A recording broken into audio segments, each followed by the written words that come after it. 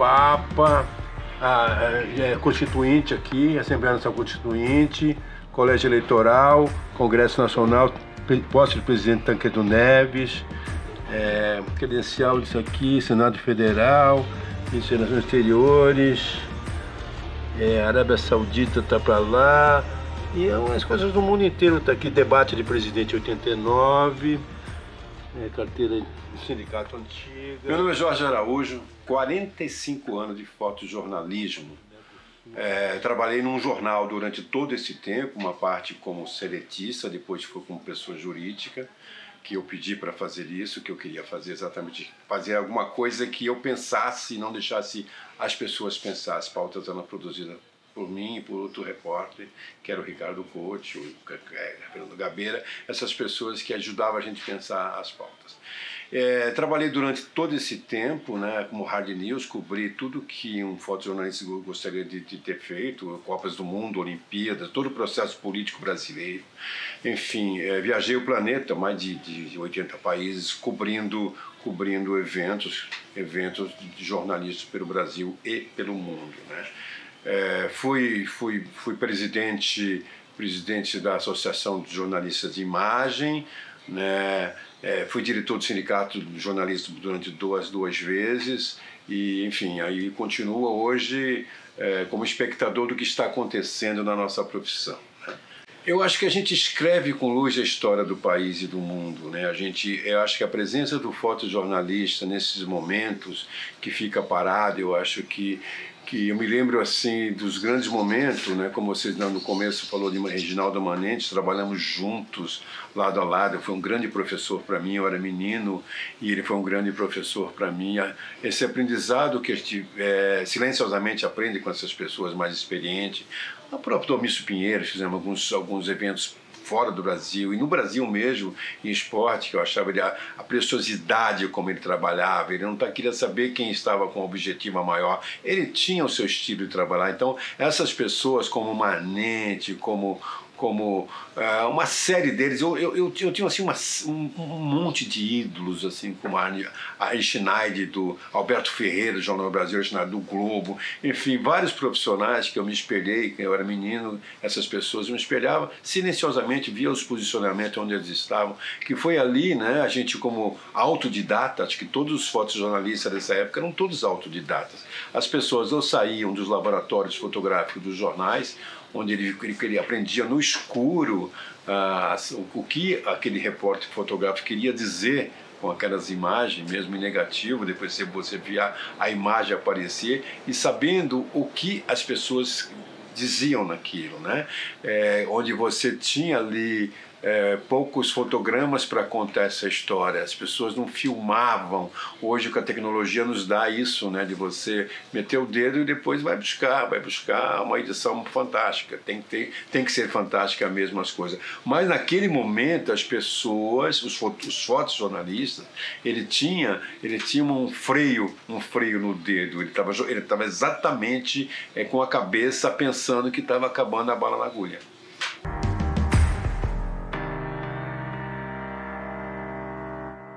O ensinamento ele não estava ali, porque havia concorrência. Essas concorrências eram viris mesmo, elas existiam, né? Se o jornal mandou um menino ao lado do Reginaldo Manente, quer dizer, o jornal podia estar pecando, né? O Manente já com, sei lá, com 20, 25 anos mais que aquele menino, que era eu, enfim. O pecado era do jornal, não é? Eu era um menino para jogar no time lá embaixo, no time B, ou enfim, porque eu estava começando e tal. Mas nessas grandes coberturas, o que te dava credencial para você é pelo trabalho que você estava fazendo ali. Então não era simplesmente o chefe gostar, porque eu estava produzindo e não queria saber quem é que estava lá. Essas pessoas que estavam do outro lado, que eram concorrentes, em muitas aspas, porque com a concorrência dos jornais, os profissionais tinham que ser respeitados, eles ajudavam no sentido que é o seguinte: a tecnologia de telefonia era um absurdo, as pessoas já tinham feito isso muitas vezes, muitas vezes, né? Eu não ia lá com um celular, as coisas tinham que correr atrás de linhas telefônicas para fazer um futebol, sei lá, nos Paraguaios da vida, enfim.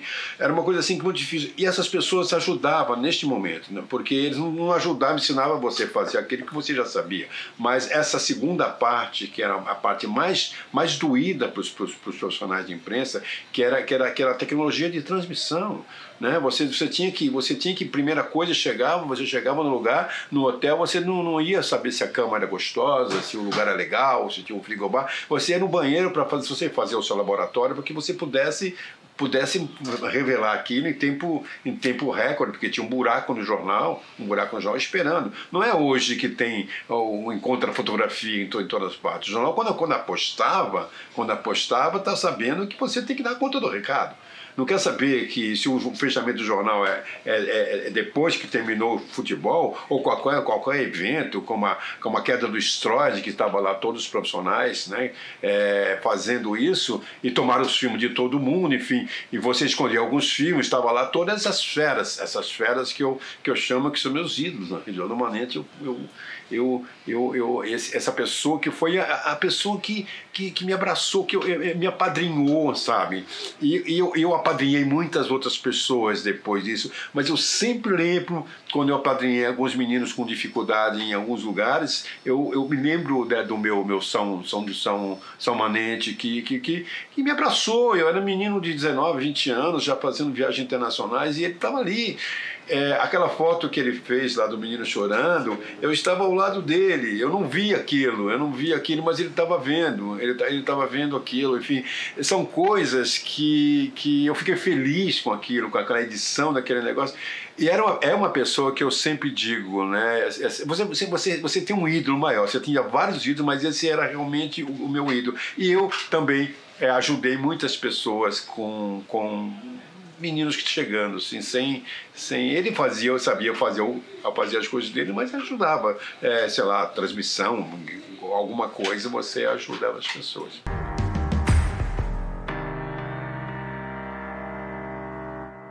Isso era FOC antes da AGE. Essa coisa do Foca de Ouro era assim, todos os ganhadores do Foca de Ouro, que foram 4, morriam, né, um ano depois, 8 meses depois morriam, atropelados, assassinados, sei lá. O cara morreu. Era uma foca bonita, era foca de ouro, era um troféu, que era uma foca mesmo, foca no sentido do foca, jornalista novo e tal, e a foquinha ali e tal, e era recebido assim, uma grana muito legal, que era ela tinha dinheiro, a melhor foto do ano ganhava as focas de ouro, mas ganhou, morreu, né? E chegou um momento que todos os profissionais, o cara falou assim, vai mandar isso para Foca de Ouro? Não, quer dizer, uma puta foto, ninguém mandava. Tanto é que esse prêmio acabou. Isso no Arfoc, antes no começo da história que eu falo, que ela tinha dinheiro, que ela promovia o concurso de Miss São Paulo, então tinha dinheiro para fazer não só esse prêmio, como outros prêmios, mas ninguém queria ganhar esse prêmio, não ganhei, meus amigos pediam para Deus que ninguém ganhasse, porque se morre, entendeu? Morreu primeiro, ganhou o Foco de Ouro, morreu, aí o mês seguinte, o ano seguinte morre, pô, o que é isso, né? Enfim, essa é uma história que a gente contava na época. Aí depois ela ficou todo esse tempo, depois que fechou o Arfoc, que foi aí, a gente foi apadrinhada pelo Sindicato do Jornalista, e depois criamos com esse grupo a AGE, Associação de Jornalistas de Imagem.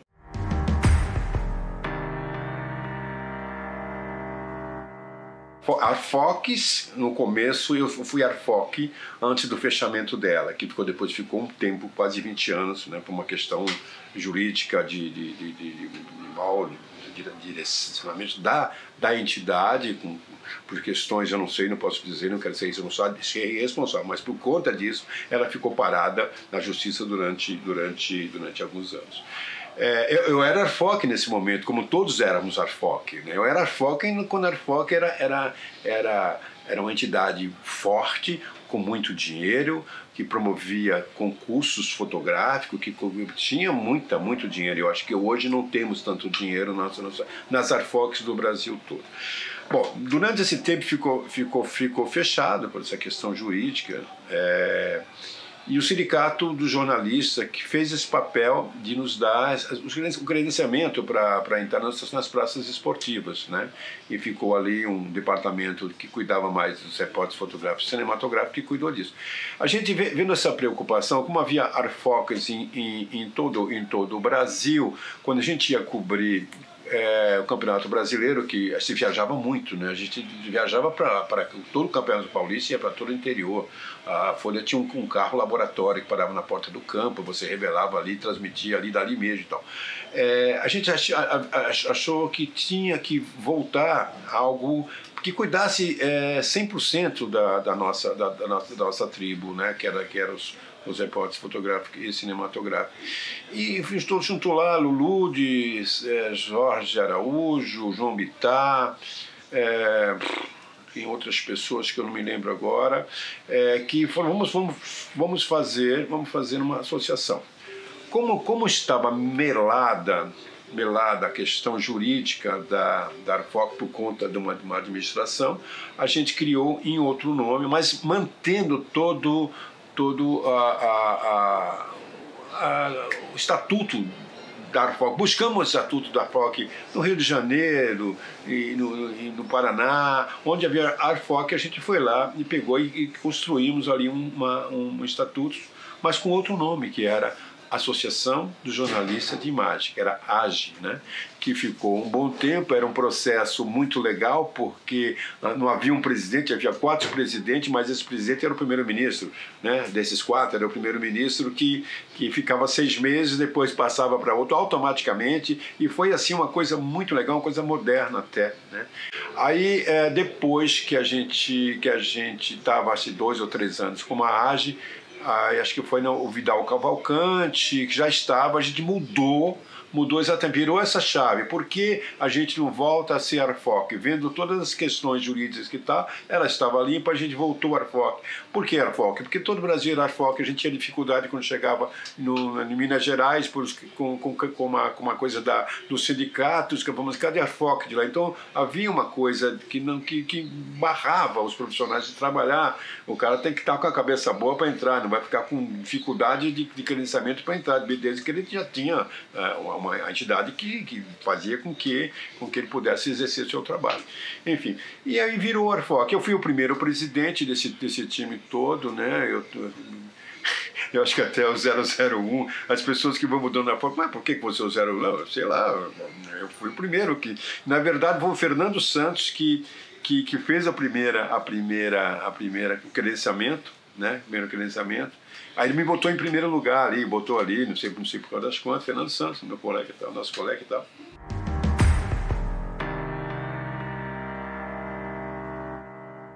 A AGE promoveu muitas coisas. A AGE promoveu encontro das pessoas com profissionais, trazendo profissionais né, com toda a sua base, a sua estrutura, para contar a história para os meninos que estavam chegando ali. A AGE tinha uma revista chamada Zoom Brasil, que a gente, era um tesão nosso, que a gente botava tudo que estava acontecendo no Brasil e no mundo, e também nas melhores fotos que eram produzidas durante aquele mês.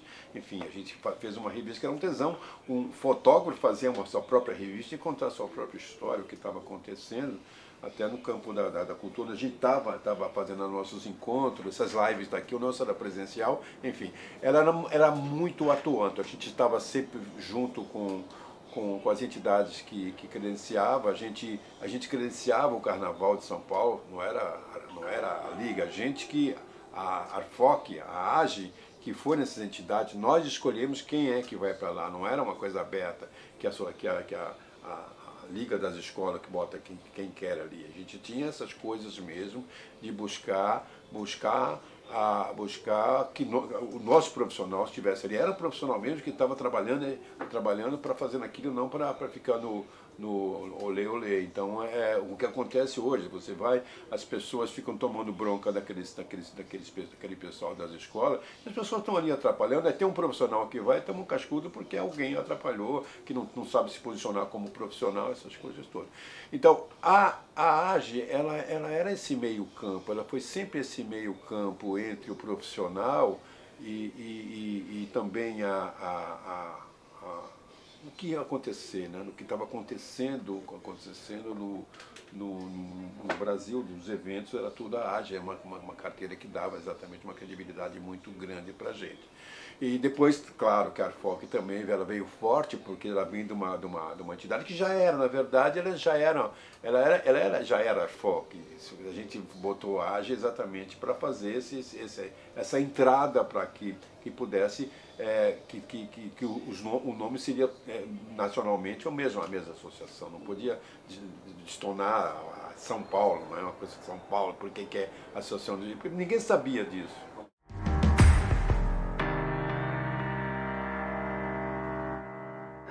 Até mudou em tudo, não foi só na fotografia. Eu acho que essa deterioração, quando você tinha nas redações dos jornais 30, 40 profissionais, você tinha lá no Rio de Janeiro 5 profissionais, em Brasília 7 profissionais, em Salvador, sabe, enfim, as redações dos jornais eram isso, né?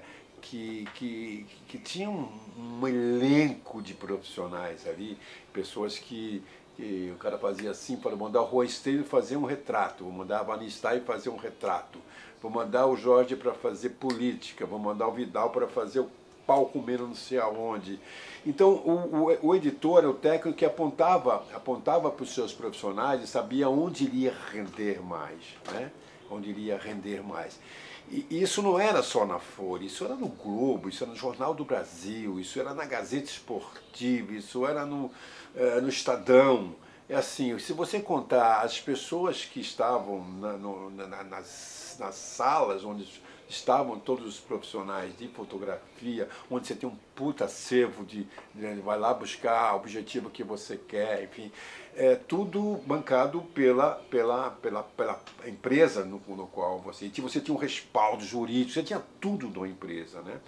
Essa mudança, assim, hoje a história da humanidade está sendo contada por celulares, isso não é no Brasil, mas no mundo, né? Quando você vê, que esse fenômeno não é só no Brasil, esse fenômeno é mundial. Hoje, alguns jornais americanos que investiram não sei quantos celulares de ponta e entregaram na mão de repórter. Isso não durou 6 meses, porque caiu a qualidade e eles tiveram que voltar alguns fotojornalistas para esse jornal. Enfim, mas o que deteriorou um pouco essa corrida, né? Essa coisa tecnológica que veio, que fez com que todo mundo pudesse ter um CNPJ e abrir uma agência, não nada contra, as pessoas têm que viver. Isso deu assim, aquilo que você está vendo, eu participei até quando eu parei, antes da pandemia, eu vi as agências, as pequenas agências, eles estavam marcando como jogador marcando o outro.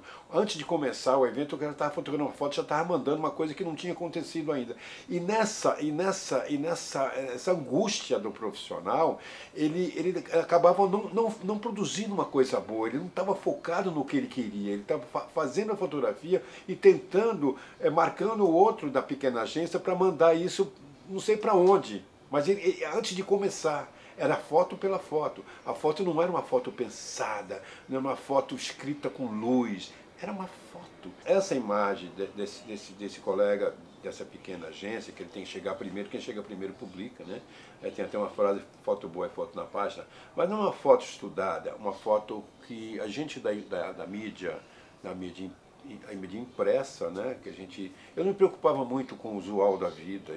Não, você tem que mandar alguma coisa. Não.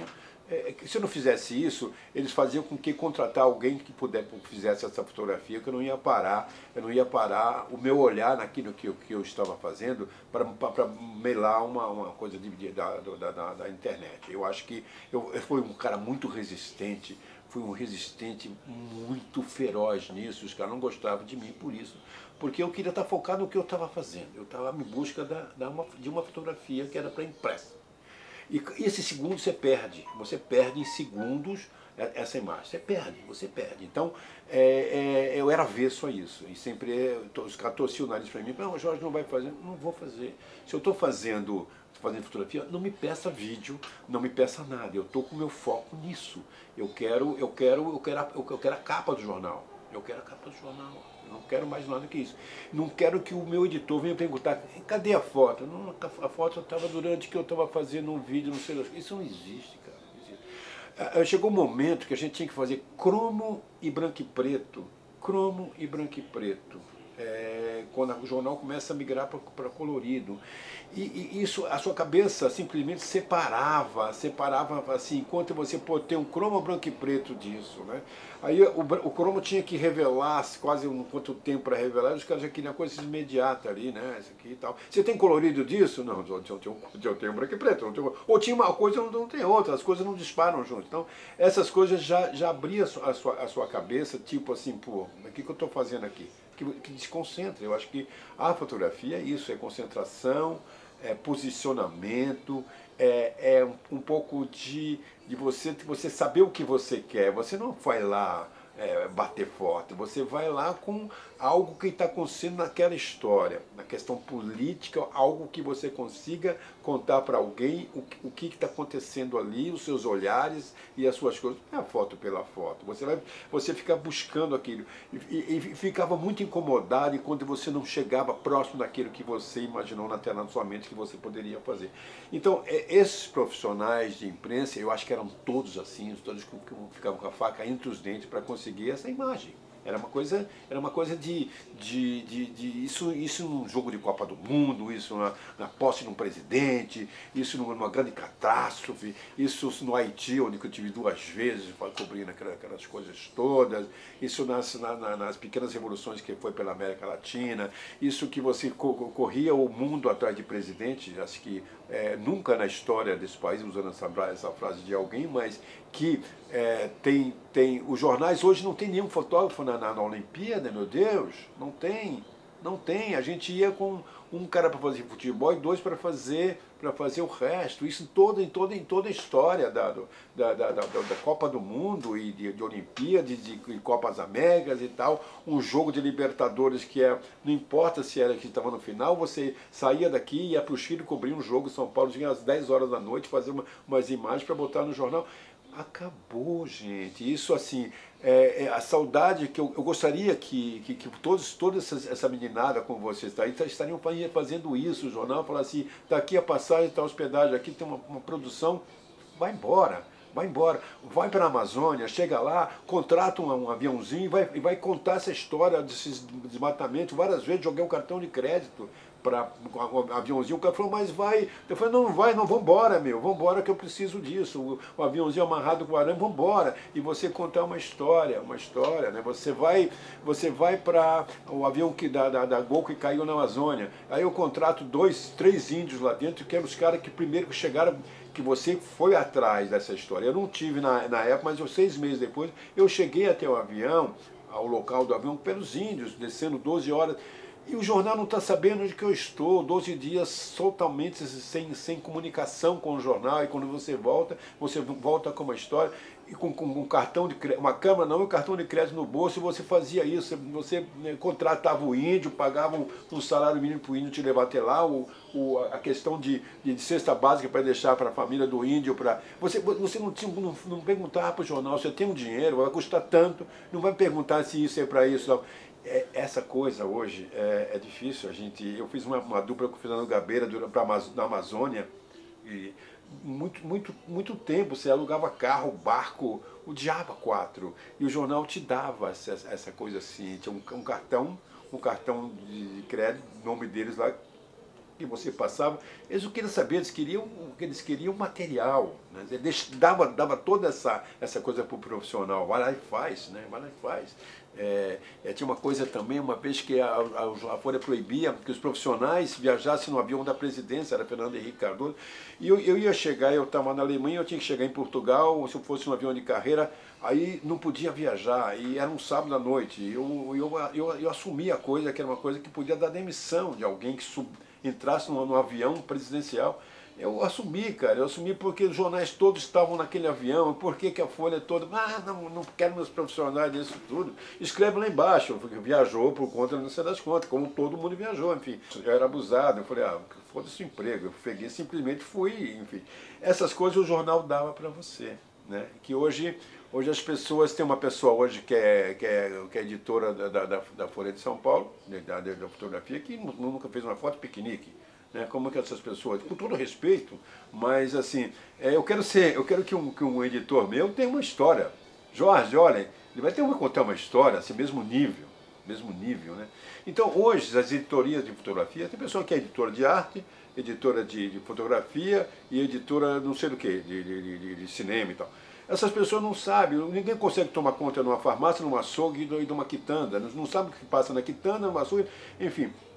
Então, resumindo o que é a fotografia hoje nos jornais, é isso, com todo respeito, com todas as minhas desculpas, mas precisa botar pessoas para fazer. O jornal hoje publica muito mais divulgação, rede social, não tem aquela coisa que o New York Times tem. Se tem uma guerra, não importa se as agências internacionais estão lá, o New York Times manda um profissional com o olhar do New York Times, que é um editorial, quando ele manda essas pessoas para lá. E isso se perdeu por conta da tecnologia, por conta do avanço de todos os lados, de todas as redes sociais. Como eu disse no início, está sendo contada a história da humanidade com celulares. Então é isso.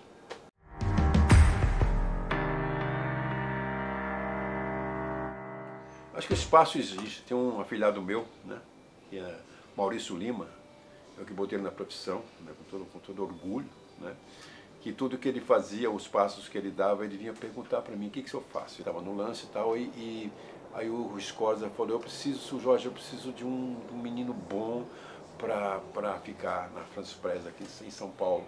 Aí eu falei, ele falou, seu filho? Eu falei, não, o Felipe tá muito cru ainda, o Felipe precisa amadurecer mais, né? Mas eu falei Maurício Lima. A gente foi num jogo Brasil e Argentina, acho que foi no Morumbi, eu apresentei os dois. Eu falei, esse é o menino que eu falei, que esse menino vai ter um grande futuro.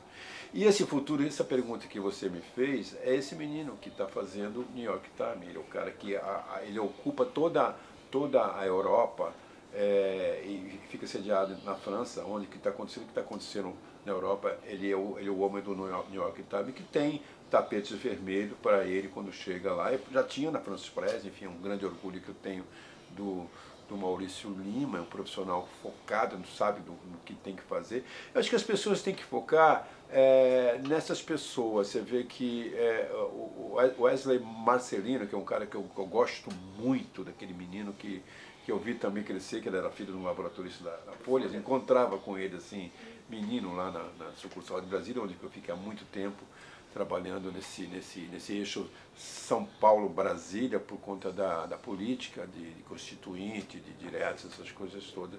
E ele é o grande nome hoje, né? O cara, tudo que ele faz, ele faz bem. Com o Maurício Lima, tudo que ele faz, com o olhar dele, onde está o Maurício, o Maurício não fica no bolo, ele quer fazer a foto dele, o Wesley também quer fazer a foto dele. Eu acho que nessa pegada dos fotógrafos de agência, que é uma pegada com um olhar totalmente diferente do que eu falei, que o cara, as pessoas querem fazer a foto para mandar para frente, então não pensa. Eu acho que tem que pensar um pouco, né? Eles pensam muito no que eles querem, já está na cabeça dele o que eles querem quando vão para uma pauta.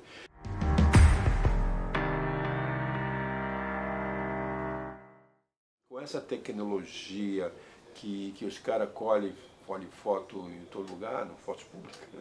Fotos públicas no qual eu sou editor, é uma coisa que você faz uma cesta básica do que está acontecendo no Brasil e no mundo, e as pessoas vão lá e não precisa ficar procurando aqui e acolá, as pessoas vão ali o que está acontecendo. As Olimpíadas a gente tem material, tudo. Eu acho que a gente divulga muito mais a Olimpíada para o COB do que o COB, porque o COB bota uma coisa no Facebook, né? Ninguém vai no Facebook, vai numa agência e tal, o que está acontecendo. E as pessoas veem, nós temos 10 mil assinantes no Brasil e no mundo, sabe? 10 mil assinantes só de jornalista, não é 10 mil assinantes não queremos cliques de ninguém, as pessoas vão lá ver o que está acontecendo. E um arquivo de quase 1 milhão de imagens. Esse espaço havia, né, tanto que quem criou isso aqui foi Ricardo Stuckers, eu, César Tiberê, Paulo Pinto. A gente continua com todo esse povo, né? Mas quem toca isso hoje sou eu, Paulo Pinto, porque algum momento ela cresceu, a gente tinha as pessoas, Banco Bradesco, Pirelli, Qualicorp, botava dinheiro nisso, a gente tinha uma redação com não sei quantos profissionais para fazer isso. Hoje se faz do mesmo jeito, com 2 pessoas, enfim, para tocar essa coisa, para ver se vira mais lá na frente. Mas essas imagens que as pessoas não conhecem, essas imagens já foram pagas. Todos os profissionais que fizeram aquela imagem já receberam o seu salário. São direitos fotos de polícia. Uma fotografia da Casa Branca está paga. E uma fotografia do Kremlin está paga. Uma fotografia de todos os lugares, de Champs-Élysées, do Macron, está pago. Essas fotos de divulgação. Enfim, o futebol está toda hora na rede. O futebol, a gente tem Olimpíada, a gente tem o que está acontecendo em Brasília, no Rio, enfim, tudo o que está acontecendo. Então, essa coisa, as pessoas torciam um pouco o nariz com essa questão do fotos pública, mas é uma coisa que é inevitável. Os jornais não tem aquilo, vai buscar ali, ocular. Mas a diminuição do mercado é questão econômica, não é essa diminuição do mercado porque não há profissionais para lotar uma staff de um jornal. Todo jornal tem que ter a sua staff. A Folha ainda tem aí, mas o que ela fez? Ela fez o seguinte, ela está precarizado, assim. Você vê que tá lá o Knapp, tá lá a Marlene, tem outras pessoas, ao lado de Almeida. Essas pessoas, elas têm o seguinte, eles pagam, sei lá, R$1.000 por uma pauta, e no máximo 10 pautas por mês, mas não chega às 10 pautas por mês, porque não tem ninguém criando pautas.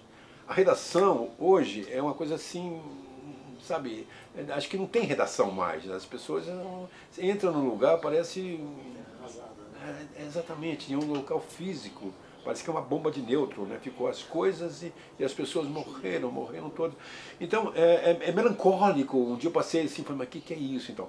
Agora, essas pessoas que estão nos jornais hoje, elas, não no caso do Estadão, mas a Folha, ela tem lá 3 meninos lá que ganham um salarinho desse tamanho, né? Porque tem pessoas com qualidade ali. Essas pessoas que ficaram têm qualidade, mas eles achataram. Se quiser isso, se quiser isso. Não vai ser pessoa jurídica ou PJ que vai às vezes faz 10, às vezes 3. Eu estava nessa coisa, fiquei durante 7 anos, e em algum momento já começou a achatar. Eu falei, opa, é hora de ir embora, que não vou ficar aqui, né? Mas esse é o mercado, não é a questão que não tem bons profissionais. Não tem onde ele pode desaguar essa produção dele. Ele fica à mercê de uma agência onde ele põe lá ou joga para a agência Estado, ou joga para a agência Folha, para ali o cara pegar uma ninharia. Então, é o operariado da imagem. Eu já falei essa frase uma vez, que é operário da imagem, porque ele ganhava, a gente tem uma tabela criada por nós, uma tabela de saída mínima e tal, que ninguém respeita. Vai o carinha, ele vai o seguinte, olha, custa isso, havia um cara oferecer por 100 e tal, o cara vai oferecer para um profissional uma vez para ir para o Rio para Santos, fazer um jogo lá por R$100, em Santos. Pô, o equipamento do cara, o transporte do cara, gente, é absurdo. E tem gente que vai para ganhar espaço, quem sabe lá na frente. Não tem lá na frente. Se o cara tem uma qualidade, custa X, e ninguém vai, o cara é obrigado a pagar. Não tem essa.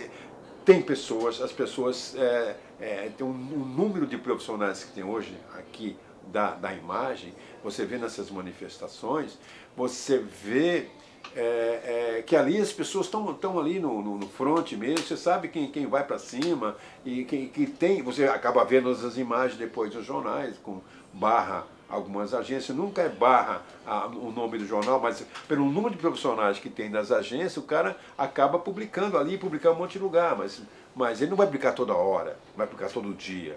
E como que o cara consegue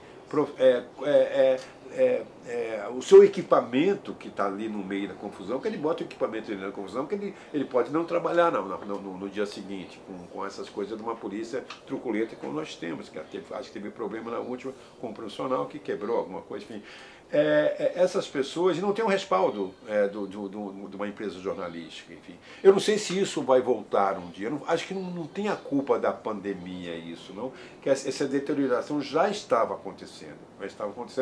Tem gente boa aí, nesses meninos, tem muito cello, eu sou fã do cello, eu sou fã de um monte do Levi, eu sou fã de um monte de meninos que estão aí, que não estão aí para mais ou menos ser profissional, que vestiram a camisa e estão indo para cima, e vão terminar a sua profissão terminar a sua idade com essa profissão. Eu acho que tem muita gente assim, muitos vão abandonando pelo meio do caminho, porque as pessoas precisam viver, né?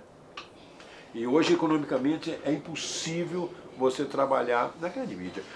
Só exemplo, a revista Veja está pagando uma miséria para o cara para fazer vídeo, o cara tem que ir lá fazer a queimada, tem que filmar, subir drone e tal, por uma bobagem. Não compensa o cara subir um drone que custa R$10.000 para o editor falou, não, eu vou te dar pauta, você vai fazer de baixo, de cima, de lado e tal, e de drone, com GoPro, com não sei o que, meu, por R$300. Então o Antônio Milênio é uma pessoa que começou a se afastar dessas coisas, assim.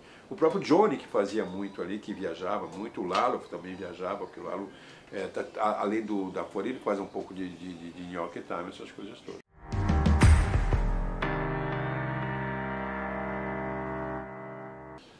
Então, cara, quando a gente tinha o Marfoc, os jornais que pagavam essa mensalidade dos profissionais, né? A questão que você fala aqui da carteirada no cinema, acho que eu vi um pouco da nossa ética também, né? Eu fui várias vezes ver o meu time de futebol jogar. Eu entrava, pagava meu ingresso e ia pra galera para xingar os fotógrafos que me xingavam, quando os torcedores xingavam o fotógrafo aí no Pacaembu, né? Enfia esse tubo não sei aonde e tal. E eu fazia essa brincadeira, eu gostava de pagar o ingresso para sacanear os caras que me sacaneavam, que sacaneavam na verdade todo mundo, né? O torcedor, eu queria ser um torcedor. Eu fui uma vez, várias vezes com o Felipe, ainda menina, ver jogos ali, e fui falar pro Felipe, vamos xingar aqueles fotógrafos ali, né? Aí, enfia esse tubo naquele lugar e tal, e a gente ria pra burro, mas era exatamente o que faziam com a gente. Então, quando eu ia assistir o meu Corinthians aqui no Pacaembu, eu ia ficar muito mais satisfeito de sacanear os companheiros que estavam ali, né? E ninguém olhava para trás. Ninguém olhava para trás. Se olhar, a galera que estava do lado estava comigo. Né? Enfim, era o que fazia isso. Esse era meu lazer de não dar a carteirada. E também não dava carteirada se eu fosse fazer um ensaio de uma peça, naturalmente a produção falou, se quiser fazer, está aqui o ingresso para fazer. Tudo bem, eu fui lá, fiz um trabalho que foi publicado e a pessoa me deu aquele jabá que eu vi a peça, eu vi pedaço da peça. Então essa questão ética nossa, assim, se pode tudo, eu acho que não pode tudo porque tem associados, tem profissionais e profissionais, né? De que pode usar essa coisa. Eu nunca usei a carteira para coisa, que isso é bem a ética, a gente não usar a profissão, usar a carteirada, né? Não, porque eu sou isso, eu sou aquilo. Não, você é isso quando você está com câmera na mão, quando você está com uma pauta na mão, você é isso, né? Você é isso. Você não é um cara que é 24 horas aí. Você até pode ser para fazer o seu trabalho, se tiver com a câmera você vai contar aquela história. Mas essa questão, eu não gosto muito da carteirada, que é uma questão de ética, nós temos que ter isso. Mas e a Arfoc daqui para frente? O que você pensa? A Arfoc daqui para frente são pessoas pensantes que estão ali, pessoas muito boa cabeça, que tentam de todas as maneiras jogar a Arfoc para cima, eu percebo isso, mas também eu não sei como é que tá toda a pessoa que compõe. A Arfoc, na verdade, são todos profissionais, né? E uma liderança, como o Levi, como as pessoas que estão ali, como o Tony, como todas as pessoas que tocam aquilo. E eles ficam pensando, eu já participei de algumas lives que as pessoas começam a tirar do baú o que podemos fazer. Vamos fazer curso, vamos fazer palestra, vamos fazer... E isso, eu acho que isso é sempre que tem que ser levantado essas coisas, porque o associado, ele fica assim, não, porque a Arfoc não fez isso, a Arfoc não fez aquilo, e ele é a Arfoc, ele tem que sentar com as pessoas, eu tenho uma ideia como essa, vamos tocar essa ideia, e toda ideia é boa, gente, toda ideia é boa. Você imagina se 3 daqueles 4 caras formam para fazer isso, para um projeto, milhões de projetos para fazer, associado, levando a Arfoc junto, a marca da Arfoc, para que possa resolver essas questões desses projetos. Então a Arfoc é isso. Eu acho que é muito aberto, a Arfoc é muito aberta para isso. Eu já participei de algumas lives ali, as pessoas, todo mundo tinha direito à voz, teve uma que as pessoas não queriam, que acho que não sei, eu votei, que era a questão do registro profissional, que acho que não podia abrir. Eu não sei as pessoas, eu fui contra, eu acho que a gente tinha que manter aquilo, mesmo que o Ministério do Trabalho abriu para gregos e troianos ali, para que possa ter um registro profissional, enfim. A Arfoc é aberta, eu acho que ela é aberta para que as pessoas pensem junto com as pessoas, com a liderança que está ali, que é uma liderança, é mais um da Arfoc. Eu acho que o presidente da Arfoc, as pessoas que compõem toda essa coisa da direção da Arfoc, ela tem que emanar para toda a Arfoc, somos todos nós, quer dizer, todos nós que estamos ali, que temos direito a voto e ideias também. Eu acho que as ideias não são só da diretoria, as ideias é de todos os associados que tiver uma ideia, se for boa. Essa ideia da praça que eu estou trazendo agora para ser desse centro cultural é uma coisa legal, onde vai ter varal de fotografia que as pessoas já têm suas imagens, publicam lá, pendura lá e fala assim, custa a partir de 50, pode levar isso aqui a partir de 100. Então, essa é a ideia, para que as pessoas, os profissionais, principalmente numa época como essa, que as pessoas não estão conseguindo trabalho, pode-se vender essas coisas. Os grandes eventos que vai ter nessa praça, ou em qualquer lugar, não é só nessa praça, mas feiras de fotografia, essas coisas, onde que as pessoas possam vender essa coisa como arte também, que nós fazemos também um pouquinho.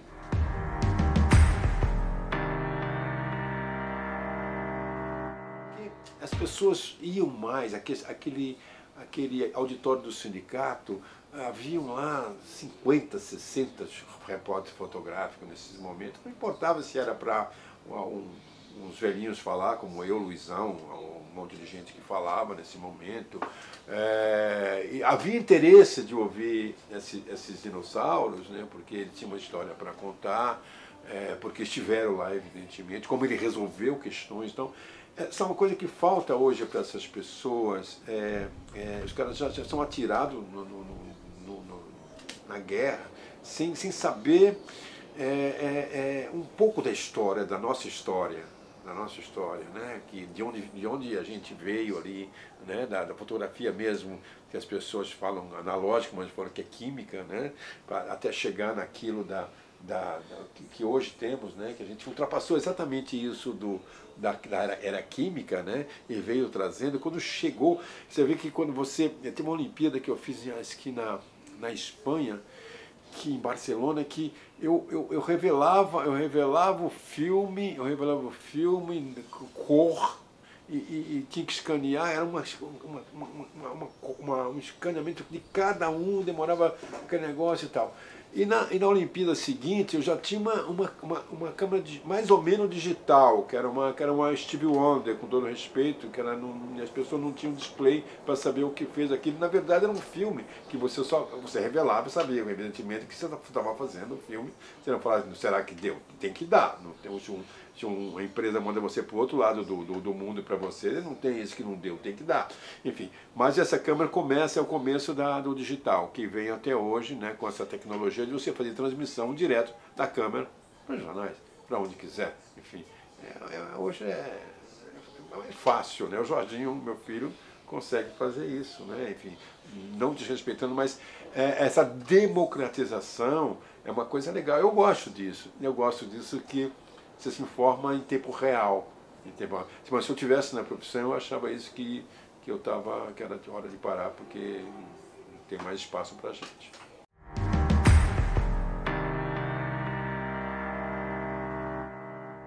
Sim, eu gostaria, né, de trazer todas as pessoas, essa tribo da imagem que faz isso, de informar, que não acabou, nada acabou. Eu acho que são momentos, eu acho que momentos mais pandemia que deu exatamente esse break na nossa profissão, mas lá na frente eu acho que haverá investimento nessa mídia, onde haverá espaço para todo mundo, desde que a gente saia dessa coisa, que seja muito mais foque as pessoas pensarem juntas, as pessoas pensarem que uma saída custa X e ninguém abrir mão dessa saída X. Acho que a valorização de cada profissional tem que se valorizar, ele tem que se valorizar naquilo. Eu recebi isso, é X. Se foi o Pedro falou assim, olha, então não deu para mim, a empresa que contrataram, ele falou, não, é X, é uma tabela, a gente sempre usou a nossa tabela. E a tabela, sabe, é uma coisa, é o mínimo, E se as pessoas tiverem essa coisa da profissão, se ele sabe fazer, se ele não é um aventureiro, se ele não quer passar perna numa entidade onde que é a valorização dele também, porque ele pode pegar, se alguém do outro lado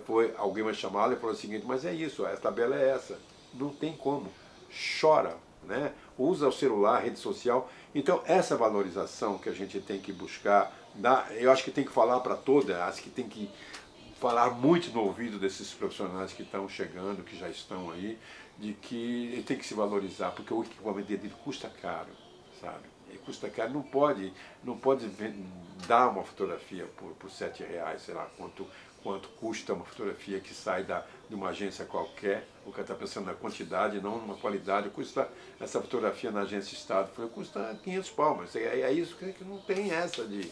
E não dá para não entregar isso para essas empresas. Não entregar para essas empresas. O cara te segurar como essas agências mais fortes, Futura Press, eu não sei como é que está a Futura Press hoje, e todas essas agências, bater o pé, custa X, né? O profissional vai para um campo de futebol com um objetivo que custa nada mais, na verdade, de $10 mil, $5 mil. Por que o cara vai dar uma fotografia por R$7, R$10, sei lá quanto, que é fragmentado quando chega na ponta com essas agências que pega tudo e põe no bolso e dá uma ninharinha para o profissional que produziu aquilo.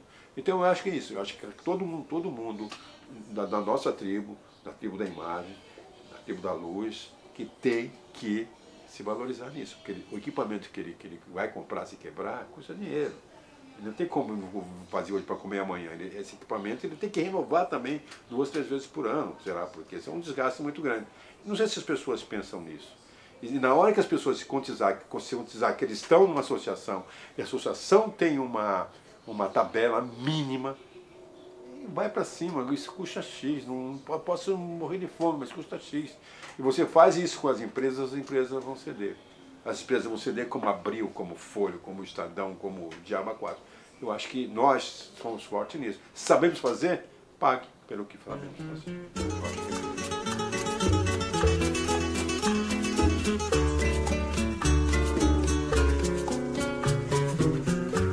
Aprendimos a quererte desde la histórica altura donde el sol de tu bravura le puso cerco a la muerte. Aquí se queda la clara, la entrañable transparencia